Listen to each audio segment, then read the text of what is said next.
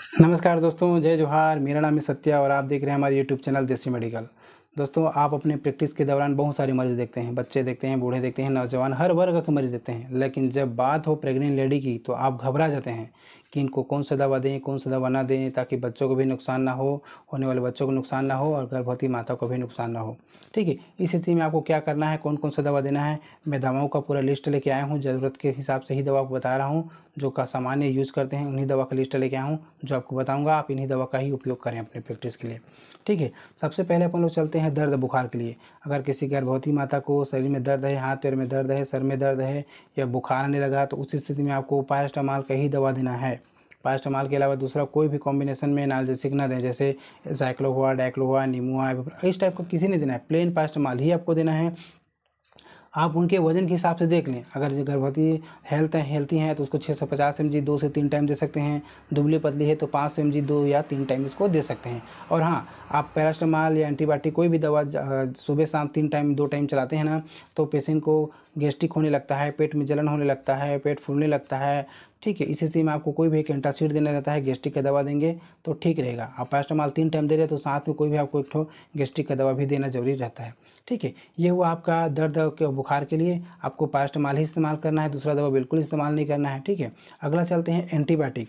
आपको antibiotic choose करना है उनके इन्फेक्शन के हिसाब से कि उनको किस टाइप का इन्फेक्शन है, कौन सा एंटीबायोटिक देना है। अब हर इन्फेक्शन में हर एंटीबायोटिक नहीं दे सकते, आप जानते ही हैं।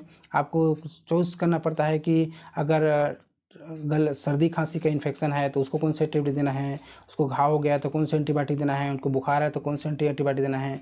आप चॉइस अपने हिसाब से करते हैं। तो उसी में कुछ एंटीबायोटिक का मैं नाम बताने जा रहा हूँ, जिसे ही आपको देना है। इसके अलावा अदरवाइज़ कोई दूसरा दवा नहीं देना है।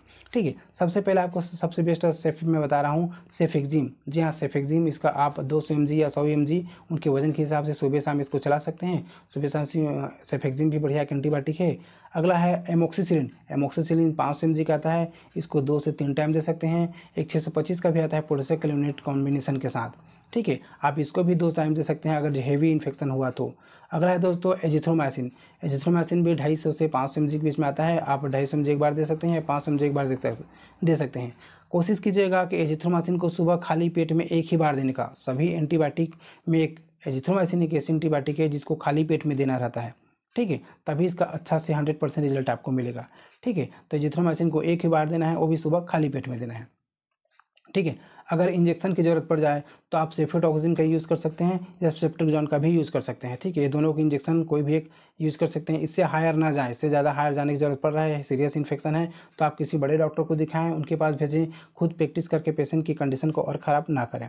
ठीक है, सेफ्ट्रिक्सोन 1 ग्राम का दे सकते हैं सुबह शाम या 1 टाइम, या 500 mg सुबह शाम दे सकते हैं। डिपेंड करता है उनके इन्फेक्शन के लेवल के ऊपर का और उनके वजन का। ठीक है, जब भी आप कोई भी दवा देते हैं तो उसके एज और उसका वज़न दोनों हिसाब से देख लें, उसके बाद ही दवा इस्तेमाल करें। ठीक है, आप सेफ्ट्रिक्सोन मतलब मोनोसेफ नाम से आता है, महासेफ नाम से आता है, मैक्सोन नाम से, सॉरी हाँ, मैक्सोन नाम से आता है, बहुत सारे नाम से आता है, ये ग्राम का आता है, बहुत सारी कंपनियां हैं। आप अपने भरोसे के हिसाब से कोई भी कंपनी चॉइस कर सकते हैं और उनका दवा उनको दे सकते हैं। एक सेफोटॉक्सिम आता है जिसको प्रोटेक्सिन नाम से जानते हैं। इसका भी इस्तेमाल आप 1 बार या 2 बार इसका इस्तेमाल कर सकते हैं। ये एंटीबायोटिक IV रूट ही देना है भाई, IM बिल्कुल नहीं देना है, बहुत पेन करेगा। ठीक है, और सेफ नहीं रहता IM के लिए। ठीक है, तो IV ही देना है। अगला चलते हैं दोस्तों, गैस्ट्रिक हो जाए। अगर प्रेग्नेंट लेडी को, गर्भवती माता को गैस्ट्रिक हो जाए तो उस स्थिति में आपको कौन कौन सा दवा देना है ये बता रहा हूँ। ठीक है, आपको सब फर्स्ट चॉइस रहेगा रेनिटिडिन। रेनिटिडिन मतलब एसिलाक, जिनटेक, हिस्टेक, जो भी नाम से आप जानते हैं। ठीक है, रेनिटिडिन 150 mg का एक बार खाली पेट में ही देना है। ठीक है, ज़्यादा हो जाए तो उसको 2 बार भी खाली पेट में कर सकते हैं। ठीक है, इससे ज़्यादा अगर लेवल का लेना है एंटासिड तो आप ओमेप्राजोल इस्तेमाल कर सकते हैं। ये 20 mg 40 mg दोनों का आता है, इसको भी खाली पेट में एक ही बार देना रहता है। इससे आगे जाना चाहते हैं तो पेंटोप्राजोल का इस्तेमाल कर सकते हैं। ठीक है, 40 mg के इसको भी बार खाली पेट में दे सकते हैं। अगर इंजेक्शन की ज़रूरत पड़ जाए तो आप इंजेक्शन में रेनिटिडिन और ओमेप्राजोल, पेंटोप्राजोल किसी तीनों में से एक कभी दे सकते हैं। ठीक है, अगला चलते हैं दोस्तों, अगर उनको लूज मोशन हो जाए तो आप तो कोई भी एंटीबायोटिक दे रहे हैं। ठीक है, लूज मोशन के लिए आप मेट्रोजिल दे सकते हैं। ठीक है, लूज मोशन के लिए आप मेट्रोजिल दे सकते हैं। साथ में लोपेरामाइड का भी दवा दे सकते हैं। लोपेरामाइड को तब तक दें जब तक लेटरिन बंद हो जाए। आप पता चला कि 2 दिन 3 दिन का डोज बांध दिए और एक बार भी कंट्रोल हो गया, फिर उसको 2-3 दिन तक कॉन्स्टिपेशन हो जाएगा, उसको लेटरिन नहीं जाएगा। ठीक है, तो जब तक बंद हो जाए तब तक इसको दोबारा नहीं देना रहता है। एक डोज में बंद हो जाए तो एक ही बार में ही दवा को बंद कर देना रहता है। ठीक है। अगला चलते हैं दोस्तों कि कॉन्स्टिपेशन हो जाए तो कौन सा दवा देना है। अगर गर्भवती माता 2 दिन 3 दिन तक लेटरिन नहीं जाती हैं, पेट फूला फूला सा लगता है, ठीक से उनको पेट साफ नहीं होता है, उस स्थिति में आप इनको ना लैक्टुलो सिरप, जिसको डुफालक नाम से मार्केट में आता है, आप लैक्टुलो सिरप रात में 15 से 30 ml के बीच, वजन के हिसाब देखिएगा, दुबली पतली है तो 15 ml, उससे ज़्यादा देना है तो 20 ml या फिर 25 ml या फिर 30 ml, कोई भी रात में एक बार देखिए ना, उनका सब्र पेट अच्छा से साफ हो जाएगा। आप उसको एक बार दीजिएगा, ठीक है।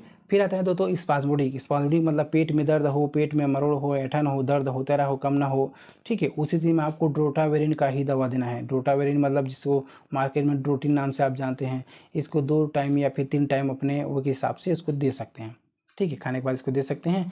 और अगला चलते हैं दोस्तों एलर्जी। जब गर्भवती माता को एलर्जी हो जाता है, खुजलाहट होता है शरीर में, लाल लाल चकत्ते होने लगता है, ठीक है, बेचैनी टाइप होने लगता है, एलर्जी कोई भी दवा ले, ठीक है, तो एलर्जी के लिए आपको बता रहा हूँ, आपको सब फर्स्ट चॉइस रहेगा सेट्रिजिन, इससे ज़्यादा लेवोसिट्राजिन, ठीक है, इससे ज़्यादा होता है तो आप क्या बोलते हैं प्रोमेथाजिन का दे सकते हैं या फिर लोराटेडिन का दे सकते हैं। लेकिन ध्यान रहे कोई भी आप एलर्जी दवा देते हैं तो एलर्जी दवा में थोड़ा सा नींद नींद टाइप का भी महसूस होने लगता है, आलस टाइप का महसूस होने लगता है, तो जितना हो सके कम डोज में दें, 1-2 बार ही दें, उसके बाद ज़्यादा इस्तेमाल ना करें। अगर प्रेग्नेंट लेडी को उल्टी चक्कर होने लगता है तो आप उस समय मेटाक्रोपाइड, जिसको अपन लोग पेरिनॉर्मा के नाम से जानते हैं, ये दे सकते हैं, या फिर ओंडेस्टान दे सकते हैं, जिसे अपन जोफर या फिर ऑनसेट नाम से जानते हैं, इसको दे सकते हैं, ठीक है।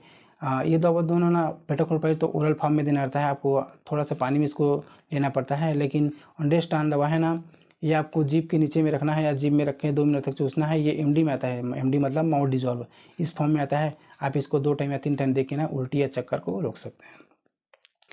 दोस्तों प्रेगनेंसी में ना हो जितना हो सके आप एक गायनिकोलॉजिस्ट डॉक्टर को ही दिखाएं या पार के किसी अच्छे से डॉक्टर को दिखाएं, खुद से दवा ना इस्तेमाल करें तो ही बढ़िया होगा। अब मैं आपको प्रैक्टिस के सपोर्ट के लिए ही बता रहा हूँ, मेरे दवाई को आप यूट्यूब और नेट से संबंधित या अपने अनुभव के संबंधित में ही जानकारी लेकर आपको बता रहा हूँ, ठीक है। आप जब भी दवा इस्तेमाल करें किसी बड़े डॉक्टर की सलाह ले लें या अपने दम में कर रहे हैं तो एक बार अच्छा से विवेक देख लें पेशेंट कंडीशन किस टाइप का है, उसके बाद ही दवा का इस्तेमाल करें। धन्यवाद।